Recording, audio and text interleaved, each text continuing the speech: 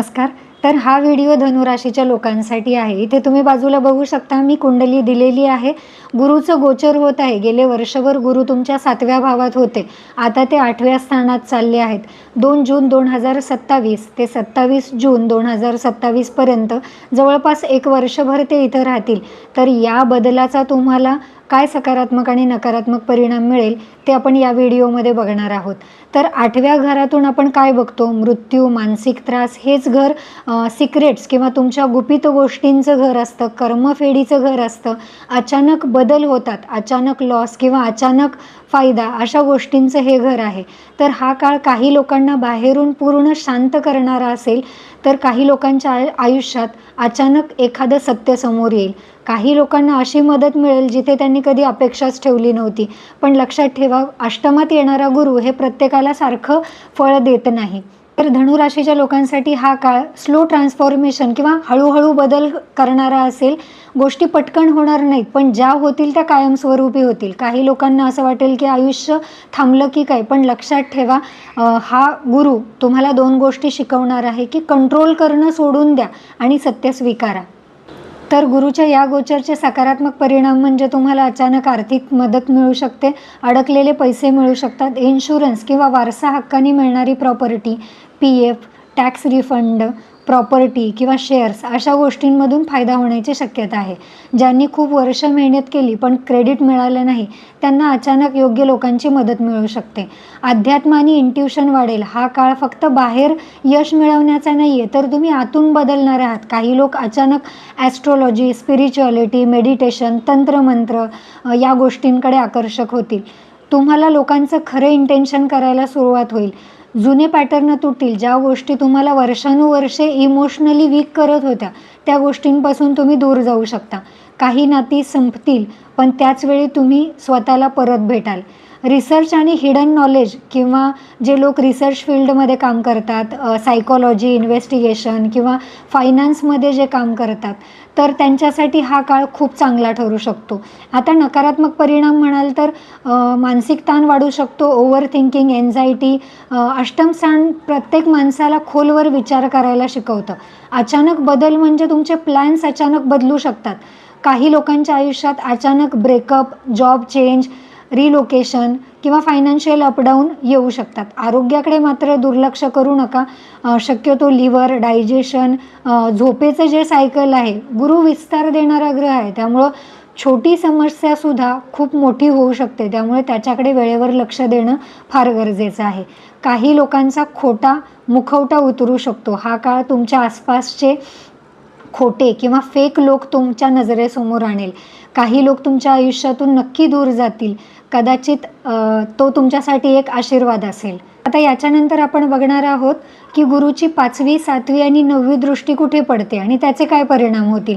तर इथे तुम्ही बाजूला दिलेल्या इमेजमध्ये बघू शकता, जिथे बाणांची दिशा दाखवलेली आहे तिथे गुरुची दृष्टी पडत आहे. म्हणजे गुरुची 5वी दृष्टी पडत आहे तुमच्या 12व्या स्थानावर. यालाच व्ययस्थान म्हणतात. व्ययस्थान म्हणजे हे तुमचं खर्चाचं घर आहे, याचबरोबर हे फॉरेनचंही घर आहे. सकारात्मक परिणाम म्हणजे तुम्हाला परदेशात जाण्याचे योग येऊ शकतात किंवा तुम्ही एकांतात राहून काम जर करत असाल तर तुम्हाला फायदा होतो. सबकॉन्शियस माइंड खूप चांगलं होईल. नकारात्मक परिणाम म्हणजे तुमचे खर्च वाढू शकतात. तुम्ही थोडेसे एकटे राहू शकता. लोक स्वतःहून तुमच्यापासून दूर जातील किंवा तुम्हाला एकटं राहावं असं वाटेल. काही लोकांचं रात्रीच्या वेळी ओव्हर थिंकिंग वाढू शकतं, झोप कमी होऊ शकते. हा काळ थोडक्यात तुम्हाला गर्दीपासून लांब घेऊन जाईल, पण स्वतःच्या जवळ आणेल. तर याच्यानंतर आपण बघणार आहोत गुरुची 7वी दृष्टी तुमच्या धनस्थानावर पडत आहे. गुरुची 7वी दृष्टी तुम्हाला बोलण्यात मॅच्युरिटी देईल, फॅमिली इश्यूज कमी करेल, त्याचबरोबर हळूहळू तुमचे सेव्हिंग्स वाढू शकतात. म्हणजे पैसे जमा व्हायला सुरुवात होईल.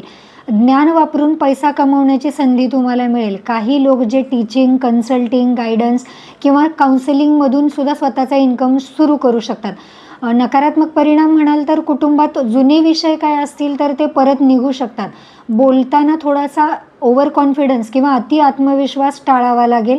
पैशाबाबत चुकीचे डिसिजन घेऊ नका. याच्यानंतर आपण बघणार आहोत गुरुची 9वी दृष्टी कुठे पडते. त्यानंतर सगळ्यात शेवटी महत्त्वाची गोष्ट म्हणजे तुम्हाला उपाय काय करावे लागतात हेही आपण शेवटी बघणारच आहोत. तर गुरुची 9वी दृष्टी 4थ्या स्थानावरती पडत आहे. ही दृष्टी खूप महत्त्वाची आहे, कारण 4थ्या स्थानाला आपण सुखस्थान म्हणतो आणि या स्थानातून आपण आपलं घर, गाडी, प्रॉपर्टी या गोष्टींचा विचार करू शकतो. तर इथे तुम्हाला खूप सकारात्मक परिणाम दिसतील. तुमच्या आईसोबतचे नातेसंबंध सुधारू शकतात. तुम्ही नवीन घर, गाडी, प्रॉपर्टी घेण्याचे योग तयार होत आहेत.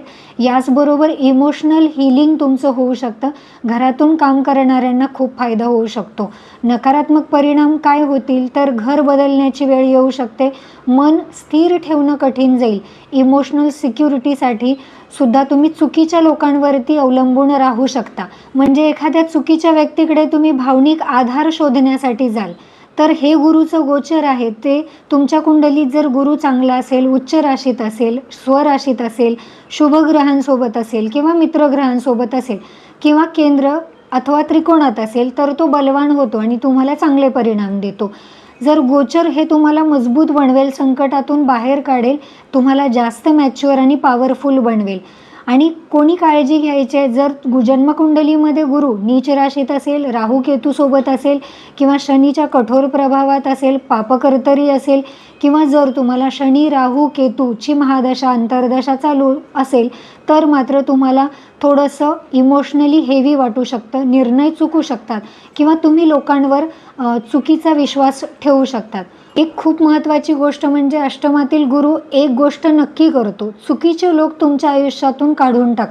जर काही लोक तुमच्या आयुष्यातून निघून गेले तर प्रत्येक वेळी त्याला शिक्षा समजू नका, तर ते देवाचं ब्लेसिंग किंवा आशीर्वाद किंवा प्रोटेक्शन, संरक्षण समजा. तर या सगळ्यासाठी तुम्हाला उपाय काय करावे लागतील, आठवड्यातून एकदा कोणालाही न सांगता एखाद्याची मदत करा. कारण अष्टमातला गुरु हे तुमचे गुप्त कर्म दाखवतो. म्हणून तुम्ही दयाळूपणा दाखवायचा आहे, जो तुमचं नशीब बदलवेल, पण तो इतर कोणालाही कळता कामा नये. दुसरा उपाय म्हणजे घरात जुने, तुटलेले, न वापरणारे किंवा जर काही अडकलेलं जुनं सामान असेल तर ते सामान पहिलं काढून टाका. कारण गुरुचं गोचर तुम्हाला ही निगेटिव्ह एनर्जी साफ करायला लावतो. तिसरा उपाय म्हणजे महिन्यातून एकदा तरी कमीत कमी 4 तास मोबाईल बंद करून ठेवा. कारण हा काळ स्वतःच्या आतमध्ये बघण्याचा आहे. तुम्हाला स्वतःकडे बघण्यासाठी वेळ मिळायला हवा. बोलणं त्याला मध्येच न थांबवता शांतपणे ऐकायचं आहे. हा गुरुचा सगळ्यात चांगला उपाय आहे. कधी कधी आशीर्वाद हे शब्दांमधून नाही तर संयमामधून मिळतात. एखाद्या वृद्ध व्यक्तीजवळ बसा, शांतपणे त्यांचं पूर्ण बोलणं त्यांना मध्ये अजिबात न थांबवता पूर्ण ऐका. तुमचा गुरु ठीक होतो. तुम्हाला जर तुमच्या कुंडलीचं संपूर्ण विश्लेषण करून हवं असेल तर इथे स्क्रीनवरती दिलेल्या नंबरवरती व्हॉट्सअप मेसेज करा. तुमचं नाव, जन्मतारीख, जन्मवेळ आणि जन्मठिकाण कुंडली बघून झाल्यानंतर तुम्हाला मेसेज नक्की येईल. त्याचबरोबर व्हिडिओ जर आवडला असेल तर लाईक आणि शेअर नक्की करा. अशाच प्रकारच्या ज्योतिषीय माहितीसाठी आपल्या चॅनलला सबस्क्राईब नक्की करा. बेल आयकन प्रेस करा, म्हणजे इथून पुढे तुमच्या राशीसाठी येणारा प्रत्येक व्हिडिओचं नोटिफिकेशन तुम्हाला मिळत राहील. व्हिडिओ शेवटपर्यंत बघितल्याबद्दल खूप खूप धन्यवाद.